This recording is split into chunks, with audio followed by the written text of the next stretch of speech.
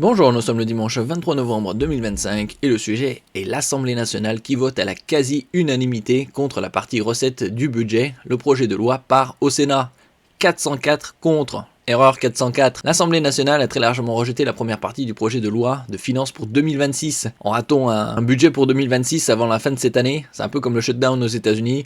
Un peu de marasme pendant quelques semaines, après ils trouvent un compromis. Seul un député a voté pour, 404 ont voté contre et 84 se sont abstenus.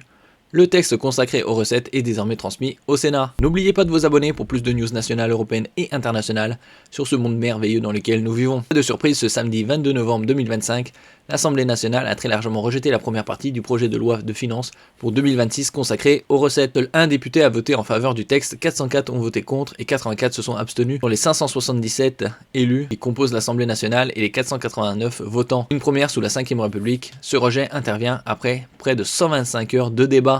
C'est un fait inédit dans la Ve République. La quasi-totalité de l'Assemblée a rejeté la première partie du projet de loi de finances 2026. Après 125 heures de débat parfois houleux sur la fiscalité du patrimoine ou celle des grandes entreprises, 404 députés ont rejeté la partie recette du texte et seulement une voix pour.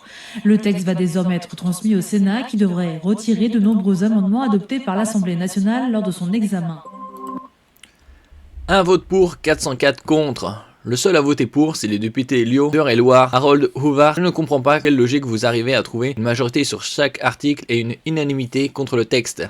A-t-il pesté envers ses collègues dans l'hémicycle ce vendredi? Heureusement que le ridicule ne tue pas, on aurait 577 morts à déplorer. Dans un message publié sur son compte X, anciennement Twitter, la ministre des Comptes publics, Amélie de Montchalin, a réagi dans la nuit. Avec le gouvernement, je prends acte du rejet par l'Assemblée nationale de la partie recette du projet de loi de finances en première lecture, affirmant qu'elle ne cédera pas à la résignation et qu'elle est convaincue que la majorité des groupes saura trouver les convergences nécessaires pour doter notre pays d'un budget qui permette à la nation de regarder l'année à venir avec confiance. On verra également au début de l'année prochaine, vers fin janvier, début février, quel sera le déficit public. Est-ce qu'il atteindra 6% pour 2026? Faire une loi spéciale. Le projet de loi de finances est désormais arrivé sur les tables du Sénat, qui devrait avoir jusqu'à la mi-décembre pour l'étudier et le soumettre à un vote, avant de revenir à l'Assemblée. Une deuxième lecture. Les sénateurs examineront le texte en repartant du projet initial du gouvernement. Pour rappel, l'étude du budget se réalise dans un délai prévu par la Constitution de 70 jours. Si rien n'est adopté avant ce délai, le gouvernement pourra alors faire passer ces mesures à ordonnance, une possibilité toutefois écartée à ce stade par Sébastien Lecornu. Reste alors la loi spéciale, qui permet à l'État de continuer à percevoir les impôts tout en gelant les dépenses, attendant une reprise des débats, fomenter un budget en début d'année prochaine. Si là aussi le Premier ministre dit ne pas souhaiter un tel scénario, l'effet pourrait bien